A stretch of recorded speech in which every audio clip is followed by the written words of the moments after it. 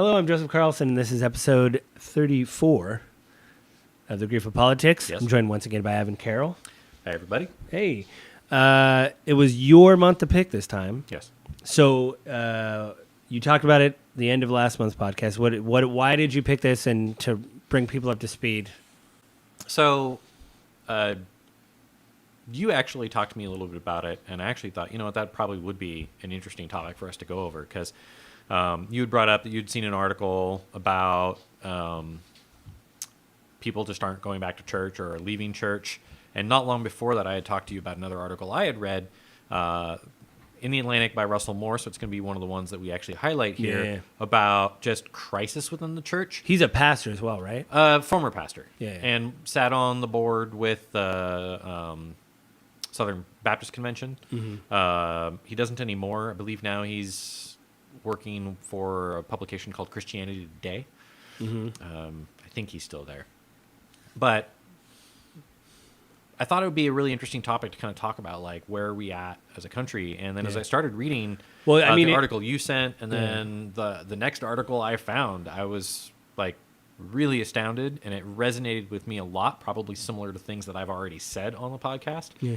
So I thought it'd be a good topic. It was, for me, it really is the grief of politics, because, you've talked to me privately and then reading these articles about, people go to church for a community, and I don't know why I'm saying all this. You actually go to church, so you could say why people go to church. But it's the idea that you think it's one thing, but it seems like it's turning into another thing, especially reading these articles. So it's like maybe you want to have, from my sense, it's like maybe you want guidance, maybe you want community, maybe you want clarity maybe in things in life. And it seems like with these articles you shared especially, people are talking more about politics. Why are things a certain way, or why are that, or why are we being persecuted for believing a certain thing? And I never really, again, you could talk to him more than I can, but like, I never thought that was what you went to church for, was, again, the victimhood. But, when you begin to feel like your faith is attacked, right? And in Christianity, right, like, as a Christian, within the church, a very common refrain is like, your identity shouldn't be in your job. Your identity shouldn't be in your family. It shouldn't be in your possessions. Your identity is in Christ, right? And it's in the Bible. You are born again in Christ. And so when your faith, Christianity, is attacked, it's your identity being attacked. And we talked about this kind of towards the end of the last podcast. I brought up, like, people's politics. Right. And in reading the articles for this and kind of refreshing those, one of the things that's talked about in one of these articles is that people that are leaving the church aren't changing their views politically like you would expect, because historically, as people left the church in kind of the Northeast and in Europe, what ended up happening is more progressive politics kind of came into vogue because people had left the churches that were swaying them towards a more conservative viewpoint. But what you're seeing now is instead that in the South, as people are leaving the church, that they're moving their identity from their faith into their politics, but they're not changing their politics. Yeah. So it was really eye-opening, because we've talked about it before, where I really feel like I just don't understand where, like, Christian nationalism and where this is coming from. And I think a couple months ago I talked even about this article, the first article, the Russell Moore one, that I had read, where he talked about people are coming to church and being like, why are you preaching that woke sermon, when it's literally what Jesus said? Or like the Sermon on the Mount, and they're like, yes, exactly. And they're like, why are you being woke? And he's like, what are you talking about? Right. Yeah. So let me ask you, you briefly brought up Christian nationalism, and we've talked about, fascism and maybe Nazism. I forget the titles of all of our, I know we've talked all about the isms. Yeah, I think we always do stuff too where we're like, hey, we should talk about the pod, and then we're on the phone for an hour. So I don't know if it was a private conversation or not, but like, what do you think? You just alluded to the fact that it is troubling, this Christian nationalism. Yeah. This idea that, a lot of people, mostly on the left, will bring up that there is a lot of countries that are still functioning that are not predominantly Christian. You know what I mean? And so this idea that Christ has somehow just given us the American exceptionalism thing about we're exceptional, but I mean, you go back to the founding of the country in the early days of the country, the whole concept of manifest destiny. right. Right? It's deeply ingrained in our society. So let me, instead of just me saying things, let me ask you, what do you think is troubling for you reading these articles and coming to it the way you did in like Christian nationalism? Is it one of those things where you're like, how do we get out of this? Because it's like, how do you turn the boat? You know, not to use a biblical term, but I think it'd be really troubling. And what I find more troubling is, speaking more of politics, is when people leave. You know, when people are really on your side and they're like, well, I'm not going to seek re-election. Like the Mitt Romney thing we brought up last episode is one thing, because he literally said I'm old, know. But like if I see somebody on one side of the aisle that I don't agree with, but they're staying there and willing to fight and speak up against Trump and all this stuff, but then they say, well, I'm going to leave. You're obviously not going to leave your faith, but he did, right? So to me, that's troubling. We have people that have these deep thinkers that are, trying to grapple with these like profound problems, and then they're like, I'm out. I've also heard of humanitarians leaving when it gets too much, Yep.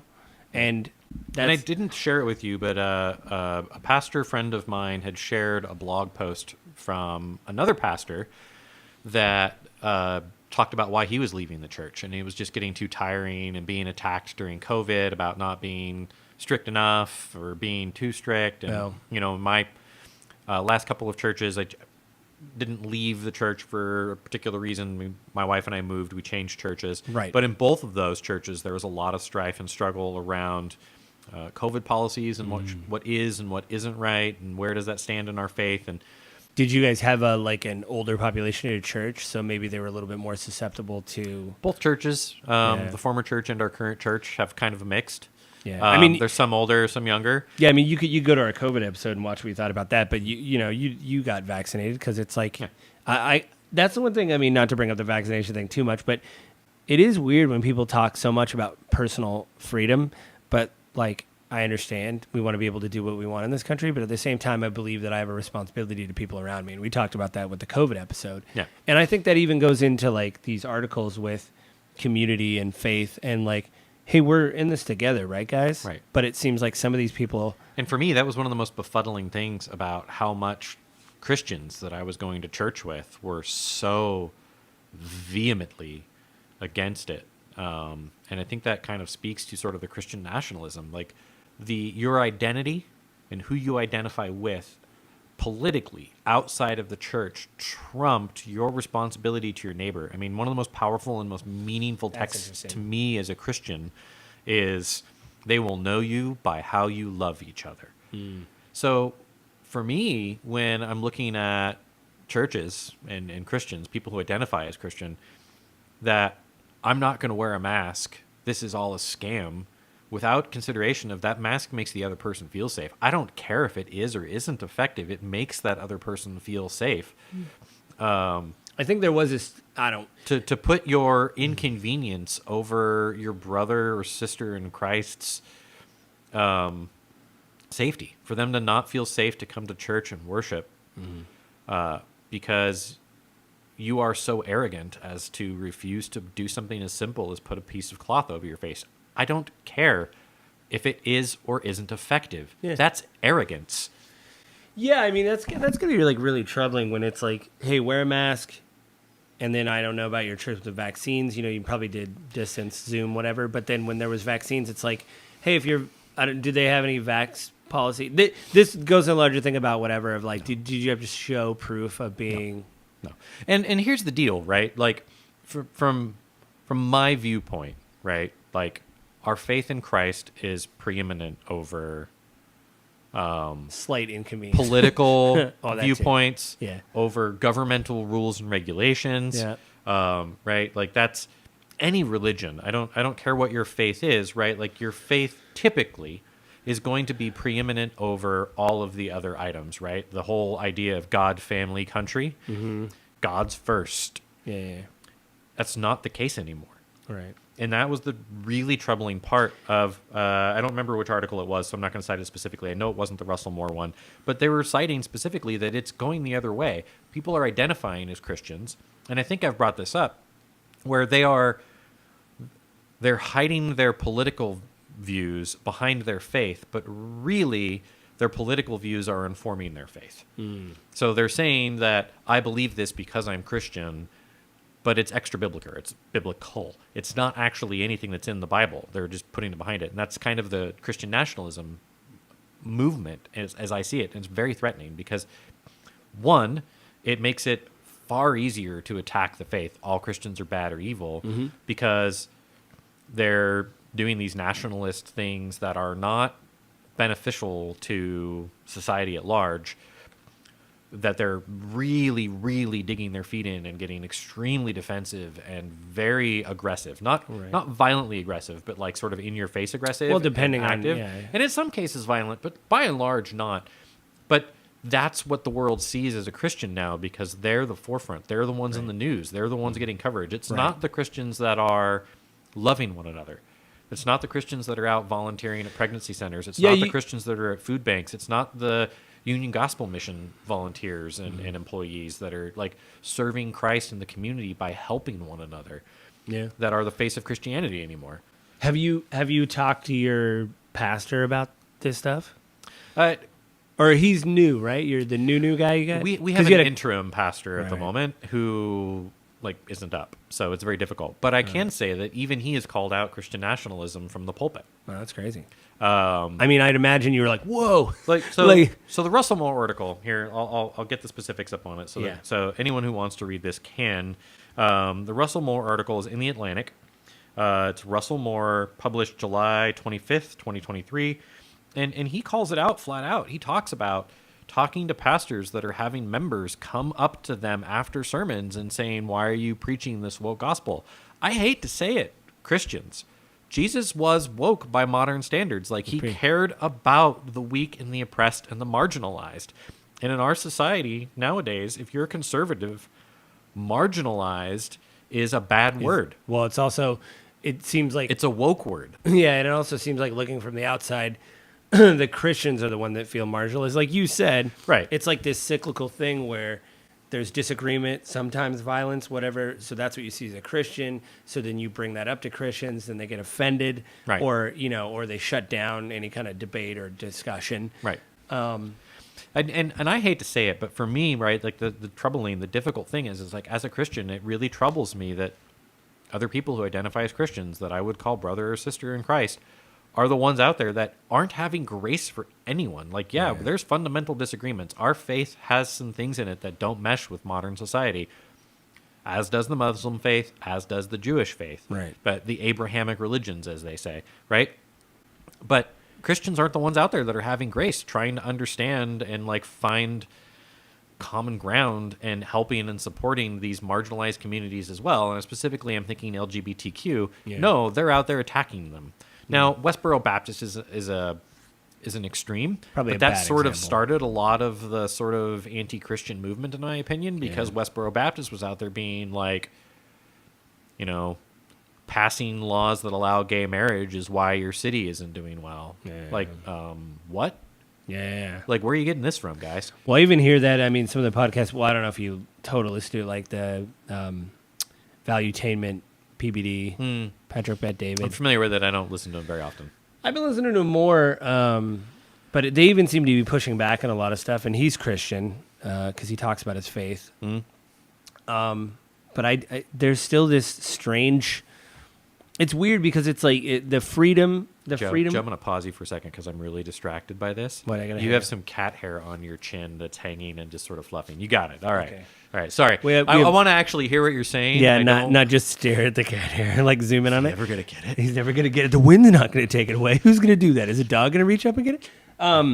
No, I think that even for me looking from the outside, it is strange, this coupling of individual freedom and Christianity, because to me, those looking from the outside, those things don't really seem to go together, but they have been kind of slammed together. Because again, if Jesus, like you said, in the current definition is woke, and he really talks about, help your brother and all that kind of stuff.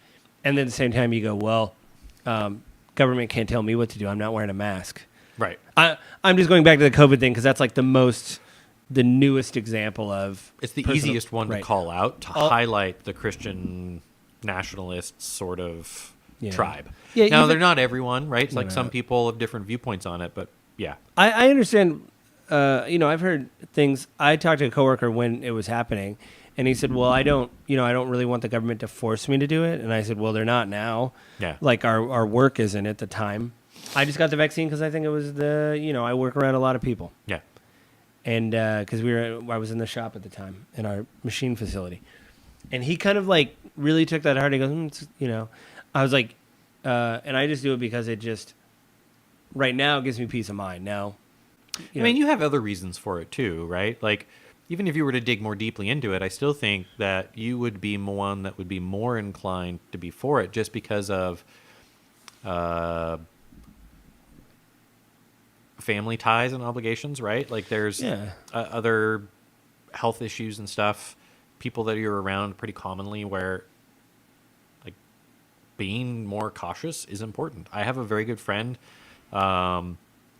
I don't think you know them, that had, like, very young, had a major heart surgery a few years ago. Oh. And so they were, like, really up in arms about, like, go get vaccinated, people. Like, wear masks. Like, be careful. Because you would never look at them and know. Yeah. And, they had this, I don't remember exactly what it was, but it was a major heart issue.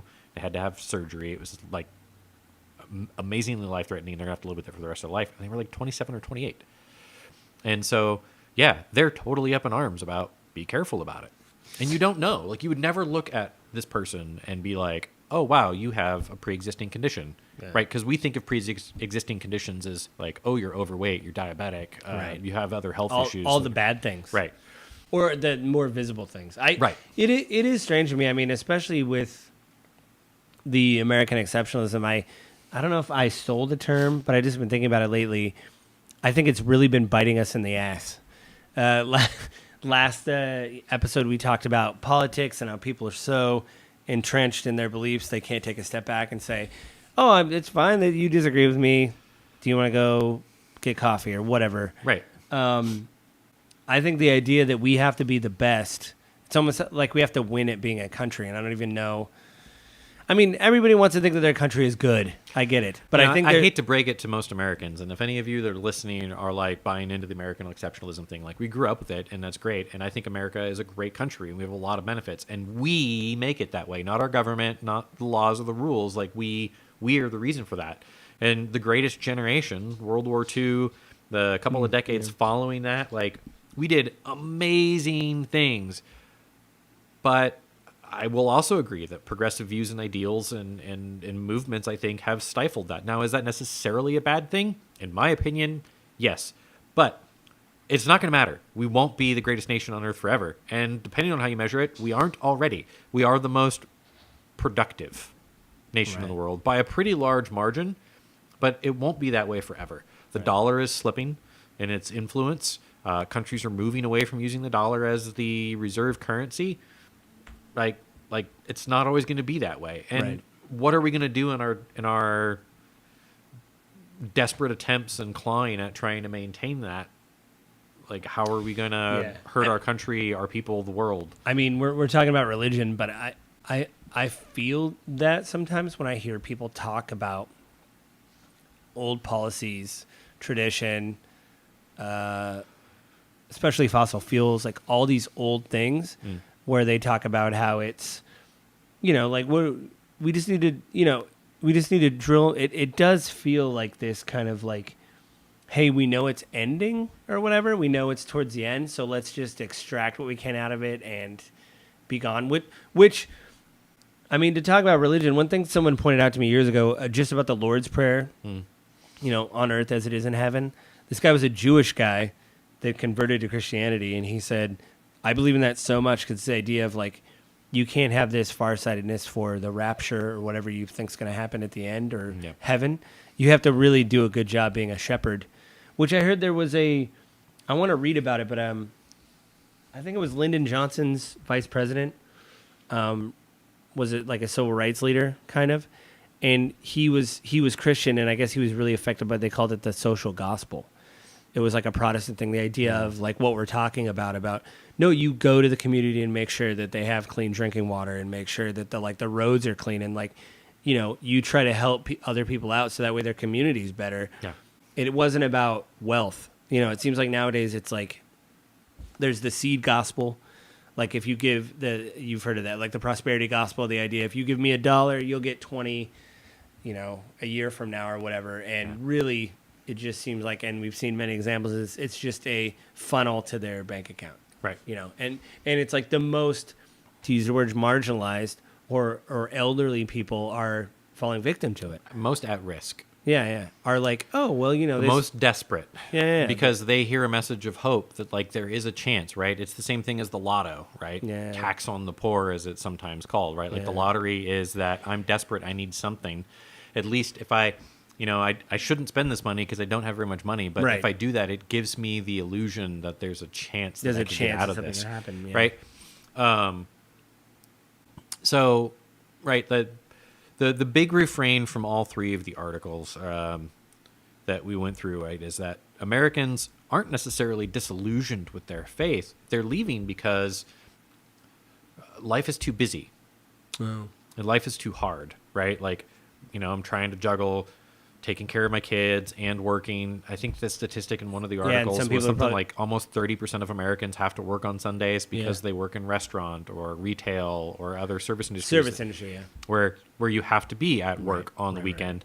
And so they're not able to go because work becomes preeminent, right? A lot of the conservatives that have left the church or aren't attending regularly still identify as Christian. Most of these people that aren't going because they're working still identify as Christian. Right. But they've now tied their identity into their politics because they're not at church anymore. And church, which used to offer this sort of like, hey, community is important. I mean, it still does. Right, community is important. Take care of one another. We should be doing this, and it was a counterpoint. It was a counterbalance to the conservative aspects of it. Was also the social aspects of it. Right. And now those people that are conservative that have stopped going to church are now losing that counterbalance, that thing to question them when they get a little bit too extreme. I think some of it is too.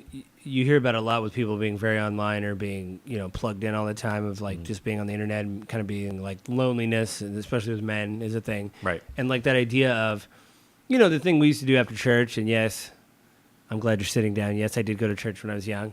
The idea was after the sermon and everything. Yeah, you did actually have coffee with people afterwards. Have coffee, go out to lunch. Yeah. You would sit there and stand talk in the foyer and talk. Yeah, and that was, I mean, I was young, and I always looked forward to that because it was like, oh, I get to, and you, like, I found out weird things about the people in that congregation. Like, somebody just made soap by hand, and I just asked them questions about making soap because I was like, wait, soap? Did they make explosives? No, they weren't. It wasn't Tyler Durden. That would have been a big black eye. But you found stuff about that, or like somebody did crochet pretty amazing and would like give stuff to people like around the holidays. And it's like all this kind of stuff of like you just find out about the people around you. It's again, it's about community. It's like, oh, I have to be there for them because they're here for me, or vice versa. You can no longer just go home or whatever, or you know. And I'm sure your church does events too to have. Hey, we're going to do a bake-off, or we're going to do, you know. Well, there's fellowship events. Yeah. So fellowship is just bringing the people together to spend time together, right? Yep. Fun events. Yeah. Right? Going out and doing barbecues, As it doing should be. birthday parties, getting to know one another. Right. My particular church, we meet in the evenings currently, and that's going to change next month, I think. But because we were kind of forced into a situation where we had to meet in evenings because we were sharing space with another church, we lost our building, which was because the building we were renting from was like, hey, we're going to raise your rent 40%. Was it a church or was it an actual? No, we had a building that we were renting. So I don't want to be like a church kicked us out or anything else. Like, so that's the only reason I wanted to Frickin' spell that out. So like right now, for fellowship purposes, we do a dinner before every service. So we meet early. Oh, you do it before. And we have a dinner beforehand. And then after that, we have the service. And we do that because families with young children need to get their kids home and get them in bed, right? You know, our service ends typically around 6:30 or 7. You've got your kids there at church, and a lot of kids are in bed at 7, 8 o'clock at Yeah, night. young kids, yeah. So we did an early dinner, and then we have our service. So we have dinner at 4:30. We have our service at 5:30. That's perfect. My wife and I are getting way older than we look, and dinner at 4:30 is great. Okay. Everybody makes fun of us. We're like, it's perfect. But that time is a great time for us to get together and chat and like break bread, literally. Yeah. Well, that was the point, I think. Yeah. And so, I mean, I'm not even religious, but Jesus sitting down and having a meal with somebody, he's like, hey, tell me about your day. you know, when you ask the question of like, That's not what a do direct people quote from the Bible, by the way. I don't think Jesus ever said that. Hey, man, tell me about your day. I mean, he probably did. Yeah. Just It wasn't didn't quoted. get put down in the Bible. Yeah. They're like, I'm not going to write that one down. Right. So, I mean, you were talking about like people, what do they get out of it, right? And all throughout humanity, there's a common frame of spirituality, right? And it doesn't matter where you live and what point in history, spirituality is a giant part of the human creature. Yeah. Well, even for like atheists or whatever, the idea of you're still looking for meaning. you Right. know? Yeah.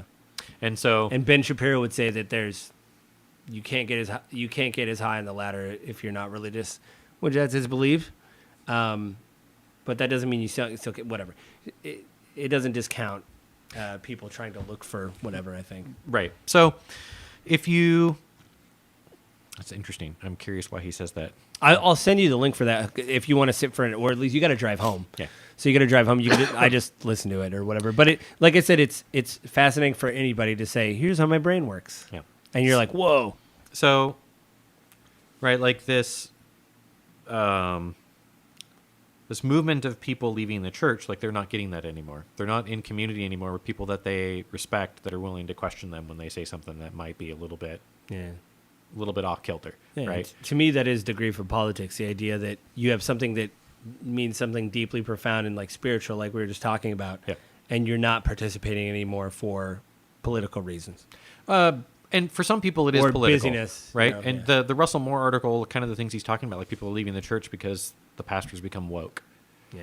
That's not good. People are leaving the church because the pastors become a Nazi. I'm going to say that because that's what a lot of liberals define conservatives as. Well, there was Or fascists. There was a neo-Nazi gathering in Florida the other week, but that's fine. Like they actually had flags, so you're like, ooh, those are Nazis. Like they got flags, Right. in a public park. But, you know, the majority of people are just sort of drifting away because church isn't maybe offering them any value anymore, or it's not worth the time, effort, energy to go anymore, and that's pretty sad. The other article that I was talking about, the one that actually really does discuss, Christian nationalism. They say, or not say, the title of that article, it's in the Atlantic as well, is What Really Happens When Americans Stop Going to Church. People hold on to their politics when they stop attending church is the subtitle, and it's by Daniel K. Williams, published September 3rd of 2023. The very first sentence, millions of Americans are leaving church, never to return, and it would be easy to think that it will make the country more secular and possibly more liberal. But as he goes on to discuss, like that's actually not the case. Right. And then what is it? One of the other things in here that really stood out, right? It seems clear that Christian nationalism attracts a lot of adherents who rarely go to church themselves. Yet it has become sort of the face of Christianity, and I've been talking about it for a while, and so this was really eye-opening for me. This is, like I said, it really resonated because I was like, man, like, it just doesn't make any sense. And then they say a PRI survey published earlier this year showed that only 54% of Christian nationalists and just 42% of those who are sympathizers with the ideology attend church regularly, while that's still significantly higher than the rate of church attendance among the general population, which is only 28%. If I remember correctly, that's down from 40% a decade ago. So it's just shrinking. Yeah, like starkly. They go on to talk about like from COVID, where it happened, how it worked. They talk about other stuff along here, but that was the really sort of stark standout thing to me.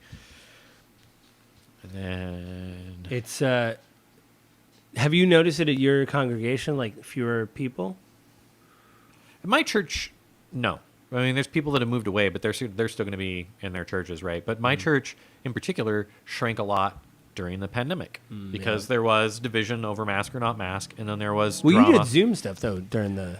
Our former church did, right? Like we met over Zoom and did like a congregational live stream. We didn't do Zoom. We live streamed over YouTube. And then we started meeting in person outside as soon as we possibly could, and they opened it up to allow us to do that.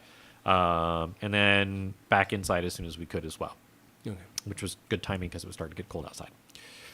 In the summer, it was hard because it was hot. Yeah. The both of those churches, though, had their own drama around COVID because should be doing more, should be doing less.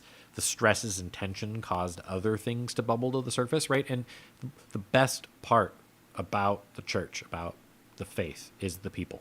Yeah. The worst part about the church and the faith. I knew you were going to say, as soon as you said that, I was like, here we go. Right. And it, because we all have different opinions and we all think we're right and we all hold them very tightly. And then unfortunately, like Christians just aren't showing grace to one another. And it's depressing. Do you guys have like, I disagree with the church my dad went to before he passed, but they did do things where they did like a history thing. So they would talk about like the Mennonites, and then they would like relate it to kind of like modern history or something. And I thought that was fascinating. I know you guys have obviously Bible study and things like that. Do you guys do that of like, here's this thing that happened in history and here's how it equates to now? Like maybe they could start talking about the pastor could, because you said he's called out white nationalism and stuff like that. Christian nationalism. Hopefully he call it white nationalism as well. But maybe he needs to do, I mean, it's a lot, but maybe the after hours things of, hey, we really need to like talk about this. Like what are you guys expecting out of church? And this is what I see. So from our current church perspective of what's going on, right? So mid part of 2022 at my current church, the pastor stepped down, moved away, took a role with another church in Texas. For those of you that don't know, we live in the Pacific Northwest. Yeah, PNW, baby. Yeah. Joe on the south end in Tacoma area, and I'm on the north end in the Everett area. Yeah. But we're both still about 30 miles away from Seattle. Yeah. Which is crazy. So when our pastor stepped down, right, it was kind of driven by politics related to COVID. There had been some conflict between him and the other pastor of that church. Right. And we started going after this all happened. And so the other pastor left, and it was very contentious. And with him, a bunch of members of the church left too. Oh. And then the other pastor stepped down ultimately because he was like, hey, there's people here who still don't trust me, and I don't think that's fair. I don't think it's right for you as a congregation to have a pastor that you don't trust. Yeah, that's not. And so, like, I'm gonna leave and let you guys find a new pastor. So right now we have an interim pastor. We're part of an association. We're part of the Northwest Baptist Convention, and Baptist. The Northwest Baptist Convention has a big network of resources and people, and one of those is a pastor that helps with church plants, and so he's been stepping in as our pastor. Mm-hmm. So he lives in the South End. Mm-hmm. He lives in the Federal Way area, which is about 20 miles south of Seattle. It's important because traffic in the Northwest is terrible. Yeah, anybody that lives on the I-5 corridor knows. And our church is in Everett, so he's commuting up there, preaches at his church in the morning, then comes up and preaches at our church. And then the church that we're borrowing space from, like their pastor got a job offer close to family, and so he left. So it's a big mess, basically. So the same pastor is also helping them because they're part of the same network. So we're probably going to end up merging. But in that process, right, like we as a church collectively went through a whole process of meeting regularly as a body outside of regular hours and outlining like what is important to us. What does it look like for us, for church to be as a congregation? What does it mean for us in our community? What are we looking for in a pastor? Where are our weaknesses? Where are our strengths? What are we looking for? Everybody, meet Link. What does Link need when he goes to congregation? So, yes, we have sat down and actually asked those questions recently. Most churches probably can't say that because they're sort of going through the motions and trying to keep the doors open. And right? Most churches are kind of struggling financially. Not all of them, but most. Most churches are struggling to find enough volunteers. Again, the article I just cited, they talk specifically about. Actually, no, I think it was the other article, the one that you sent me. That one was a New York Times, or no, it was a Wall Street Journal article titled "Why Middle-Aged Americans Aren't Going Back to Church." Right. This is the one that specifically called out the people in their late 30s, 40s raising kids that are really, really busy, and it kind of goes into the statistics. Those are the ones that had the graphs and everything. Yep. This is written by Claire Ansbury on August 1st of 23. So in here, I believe they bring up the statistic that, churches are now having a super hard time getting people to volunteer. And because people that are going to church are still like, oh, well, then I got to go home and make dinner, or I got to go wash laundry, and they're trying to manage their lives. And so volunteers have pulled back, and people got out of the habit of churching during the pandemic because you couldn't go to church. You're going to church less. You were being safe, or the church itself wasn't open. You couldn't go. Yeah. So it's had a really major impact across the board, and there's a bunch of different factors sort of going into it. And all of these articles were very interesting to me. And they all resonate because, as I've talked about before, it really, really does grieve me that, one, this is how we identify Christianity as a nation, because the Christian nationalism is taking over. And two, because it doesn't align with my understanding of the gospel, of the Bible, of the teachings of Jesus, right? I am a pretty conservative person. Yes, I will say, and did say, Jesus is woke. I'm sorry to say it to you, but Jesus is also conservative. It's coming for everybody. Right? He is both. One of my favorite pastors, I attended his church briefly when I was living in Texas, is a guy by the name of Matt Chandler. And again, not perfect. He's had his own controversy in the last couple of years. But one of Matt's favorite things to do in sermons is he brings up points in the Bible that are kind of counterposed, and he was like, well, which one are we supposed to believe? Yes, and. Because both things can be true. Yeah.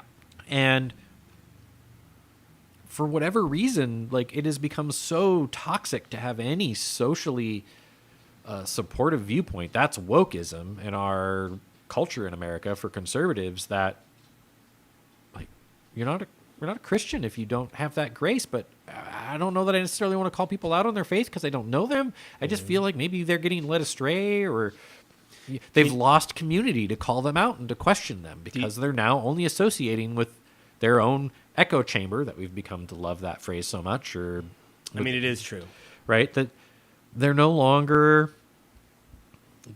being questioned. Excuse me. Have you ever, during the Bible study or whatever, brought stuff like this up? Not just a pastor, you do group things. Obviously, you're like, hey, everybody, this has just been rattling around in my head. Just thought I'd bring it up to the group. I haven't lately. Well, actually, I haven't ever. But, lately we also haven't been really having a space where we would do that. We usually stop our weekly home gatherings, small group, home group, whatever you want to call it. There's different names for it.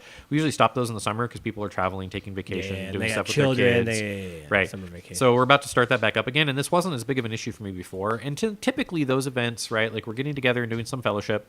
Normally we'll have a meal, and then we're either doing a Bible study where we're doing a book study or Bible study directly.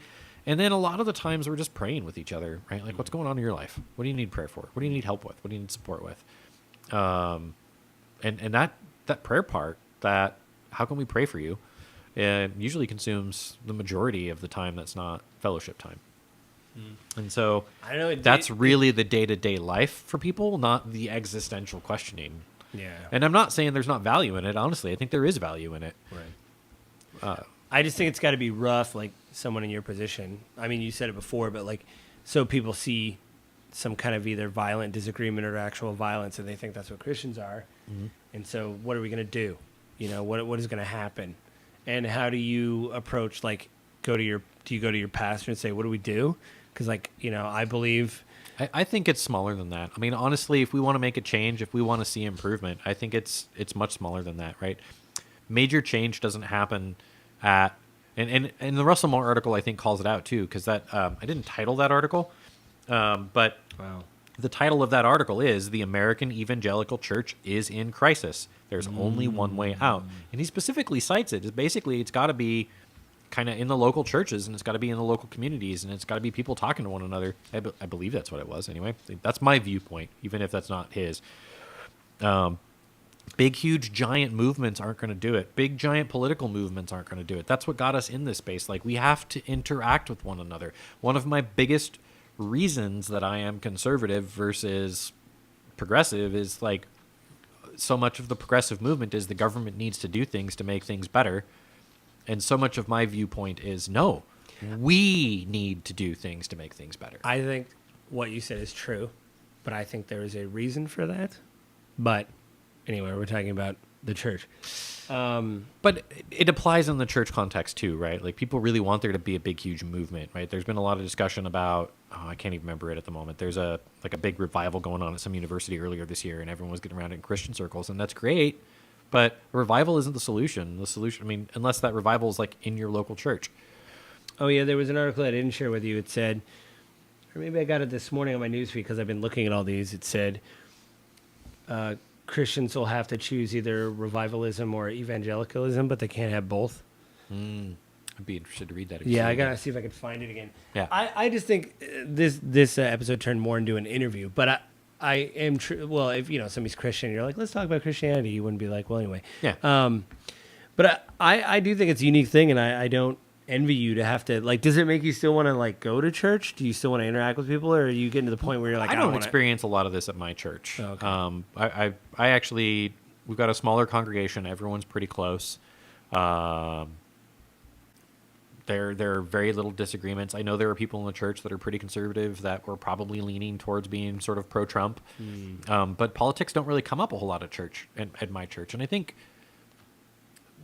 the body that stayed behind after the drama is probably the ones that stayed behind because they really, truly for the right reasons want to follow Jesus and believe in the gospel. And so they're willing to have grace and recognize that maybe their viewpoints are going to be contentious, and so they're not pushing them. Because I know some who have voiced enough of their viewpoint to know that they're pretty conservative, and they sort of agree with some of the viewpoints that you would hear in the more right-leaning news organizations. Right. But never once have I ever heard any of them come out and be like, oh, you got vaccinated? What's wrong with you, you sheep? Sheeple. Yeah. And yet, I know I have at least one friend who would view the fact that I got vaccinated as being a sheep. Now, no, they don't believe that. But I would suspect it because I know their other viewpoints. And I know that they don't believe that because I've talked about it. And they haven't said that to me. Another thing, too, I think is, I think you said, too, and I mean, it happened during COVID and other times in my life where you'd see a Facebook post for somebody and it would be what you would consider to be, like, unhinged. Where you'd be like, where did this come from? Right. And then, like, if you're going to church with these people, you're like, well, I guess I don't have to bring it up.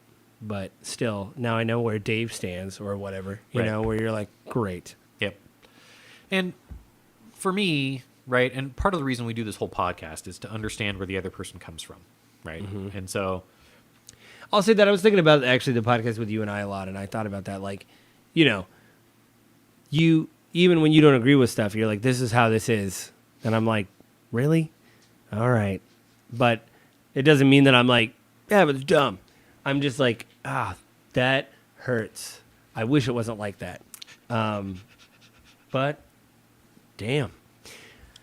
I don't know, man. I think interesting. Now I know. Now I want to know where you're like, that hurts. I think. Oh, I can tell you exactly what it was. It isn't really on topic, but it's about the profit sharing with corporations, where you said the fiduciary responsibility goes to the shareholders. Right. Right now, currently, the way the SEC is but set up. I don't think you're happy with that either. I think it's just how the system is. Correct. So I don't like it, but it's how the system is. Mm-hmm. So it makes you view everything else like, okay, that's why they're not doing this.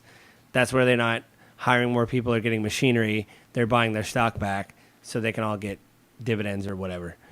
I'm not saying it's a good thing, but I am saying it is how it's set up. Yeah, and I think, when you and I talked about that, I was like, man, that sucks. I think you and I had already talked about, like, we kind of want to do another podcast and talk about unions on that end of it. So, guys, be looking forward to a podcast sometime in the near future on unions. It's going to be great. There's so much actually to talk about. I mean, so many things have unionized the United Auto Workers went on strike, and I just heard, I don't know if you heard, but Marvel, some of their VFX people are unionizing now. They agreed to unionize. So it wasn't, they were talking about it now, and they said it's the first time that's ever happened in history, which is pretty crazy. So, well, yeah, it was a good episode. Thanks for talking to me about church and such. Yeah. Because I know sometimes it's like, I don't know, do I want to talk about this? I guess. Yeah, I sort of dominated this one a little bit, but like you said, it was more of an interview format. No, it's fine, because, again, you're a Christian, so, like, why would I not be like, let me tell you, Avin, what Christianity's like in the, you know what I think? You're wrong. Yeah, that's it. If you like the podcast, please like, subscribe, share it with people. Please. Friends, families. Comment. Yeah. Anything. Agree, disagree, right? Like, even if you do the frowny face emoji, still a comment. We do this because we want to understand better. So if you've got another viewpoint, the counterpoints, or something else that we missed, we would love to hear it. You'll love to hear it. Yeah. A little engagement good. Also, podcast comes out the 20th of every month. Podcast services, Apple, iTunes, Google Play Store, Spotify. The video on YouTube will go up 7 a.m. the 20th in the morning. Spotify will hit in the evening. Again, I have to make sure that sometimes there's errors and I have to keep re-uploading. It's Spotify.